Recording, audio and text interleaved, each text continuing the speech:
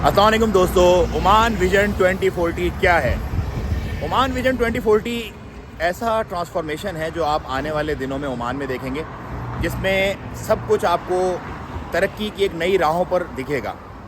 इसकी डिटेल बताने से पहले मैं आपको अपना तारुफ कराता चलूँ कि मेरा नाम बिलाल मोइन है और मैं पिछले अरसे 15 साल से ओमान में मुकीम हूँ और ओमान मेरे साथ साथ बड़ा हो रहा है। क्योंकि जब मैं ओमान आया था तो मेरी दाढ़ी सफ़ेद नहीं थी और मेरी इनफैक्ट दाढ़ी भी नहीं थी, क्योंकि वो दाढ़ी भी हमने फिर हज करने के बाद ओमान में ही रखी है। तो ओमान की जो इफ़ एंड बट्स हैं, जो बारीकियां हैं, जो चीज़ें हैं, I know it very well.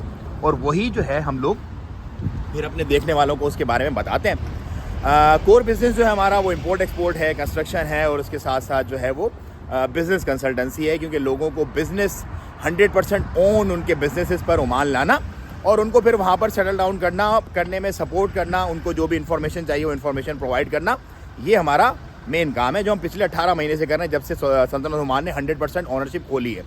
अब मैं आपको बताता हूँ ज़रा विजन 2040 के बारे में कि विजन 2040 है क्या ओमान का और 2040 तक ओमान कैसा हो जाएगा पूरा का पूरा।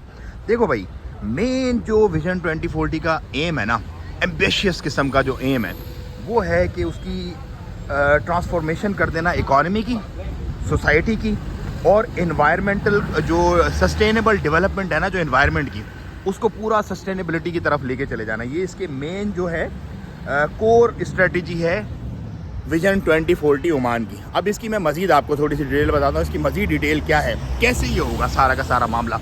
देखो, अगर आप कंपेयर करते हो ना ओमान को, इस वक्त जो हूँ मैनचेस्टर में हूँ, तो यहाँ पे बहुत सारी चीज़ें ऐसी हैं फर्स्ट वर्ल्ड कंट्री वाली जो इस वक्त ओमान में नहीं है और इनफैक्ट बहुत सारी दूसरे ममालिक में भी नहीं है दुनिया के।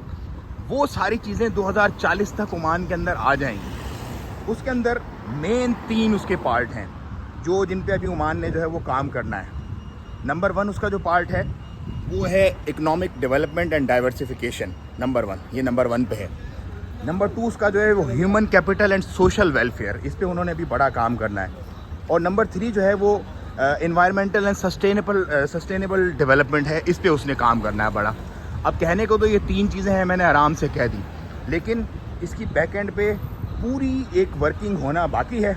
जैसे कि मिसाल के तौर पे इकोनॉमिक डेवलपमेंट एंड डाइवर्सिफिकेशन में क्या है, इकोनॉमिक डेवलपमेंट एंड डाइवर्सिफिकेशन में ये है कि जितना भी ऑयल से रिलेटेड इनका काम है उस पूरे को इन्होंने रिन्यूएबल एनर्जी पे शिफ्ट करना है। It's not an easy thing, you know. अभी हर चीज़ ऑयल पे, जैसे यहाँ पर देखेंगे ना आप, मेजॉरिटी जो व्हीकल्स हैं, मेजॉरिटी जो चीज़ें हैं वो ऑलरेडी इलेक्ट्रिक पे शिफ्ट हो गई हैं। यहाँ पर ई कार्स आपको जो है ना वो अपना बहुत ज़्यादा मिलती हैं, क्योंकि ऑफ कोर्स यहाँ पे गैस प्राइसेस काफ़ी हाई हैं और इसके अलावा और बहुत सारी ऐसी चीज़ें हैं जो रिन्यूएबल एनर्जी पर शिफ्ट हैं। जैसे कि इनकी इंडस्ट्री है, जैसे कि इनके बहुत सारे मामला है। यूके की बात कर रहा हूँ, ये सारा का सारा काम अभी ओमान में होना बाकी है, क्योंकि ओमान में अभी भी ऑयल पर ही डिपेंडेंसी है, सारी की सारी ऑयल पर ही वो सारा मामला चल रहा है। अब जब ऑयल से आप निकल के जाओगे रिन्यूएबल एनर्जी पे, मींस क्या, विंड प्रोजेक्ट्स बड़े बड़े, सोलर प्रोजेक्ट्स बड़े बड़े, बैटरीज का बनना, मैन्युफैक्चर होना, सोलर्स का बनना, मैन्युफैक्चर होना, फिर जितने भी एग्जिस्टिंग सेटअप लगे हुए हैं उन सबको ट्रांसफॉर्म करना गैस से उठा करके रिन्यूएबल एनर्जी पे। तो it's a big work, you know, huge work, जो कि सारी इंडस्ट्री, सारी चीज़ों के अंदर चाहिए होगा। अच्छा, उसके बाद जब ये सारा मामला हो रहा होगा तो इसके अंदर आपका टूरिज़म सेक्टर, आपकी जो अपना जीडीपी है उसको बूस्ट देने के लिए जितनी भी सारी इन्वेस्टमेंट्स वगैरह हैं वो सारी की सारी पार्ट ऑफ ये वाला एक जो इकोनॉमिक डेवलपमेंट एंड डाइवर्सिफिकेशन होगा सेक्टर, इसके अंदर होगी। अच्छा, दूसरे नंबर पे ये आएंगे human capital and social welfare पे। अच्छा, ह्यूमन कैपिटल और सोशल वेलफेयर के अंदर इन्होंने क्या करना है कि जितना भी इन्होंने इस वक्त जॉब मार्केट है ना, क्योंकि नए नए दौर के नए तकाजे होते हैं। इस वक्त जो एजुकेशन है, लेट से 10 साल पहले जो एजुकेशन थी वो आज किसी काम की नहीं है, वो फारिग हो गई है। क्योंकि आप कहीं पर भी जॉब करने जाते हैं, कहीं भी चीज़ें करने, तो नई चीज़ें पूछते हैं आपसे। तो इन्होंने डिजिटल जो एजुकेशन सिस्टम है उसके ऊपर सारा काम करना है। और उसके बाद जो है वो जॉब से रिलेटेड जितनी भी सारी चीज़ें हैं, हेल्थ केयर से रिलेटेड जितनी भी सारी चीज़ें हैं, एजुकेशन से रिलेटेड जितनी भी सारी चीज़ें हैं, रिसर्च एंड टेक्नोलॉजीज जितनी भी हैं, वोकेशनल ट्रेनिंग है और हेल्थ केयर डेवलपमेंट है।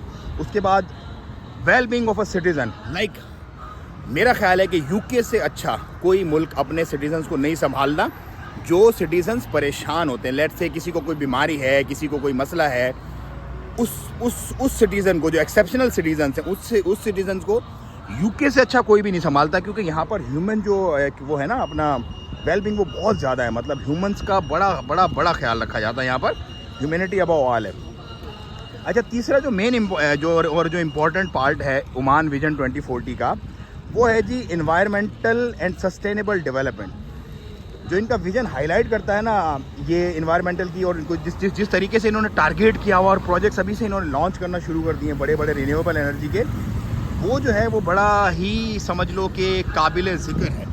क्योंकि सोलर के प्रोजेक्ट्स और विंड मिल्स के रिलेटेड जो प्रोजेक्ट हैं, मतलब ऑल जो कुछ भी इस वक्त चल रहा है और आने वाले 5-7 सालों में होगा रिन्यूएबल एनर्जी पे, वो जो है हाइड्रोजन हो, वो एक्सेट्रा कुछ भी हो, वो उसके ऊपर ओमान ने बड़ा इन्वेस्ट करना है।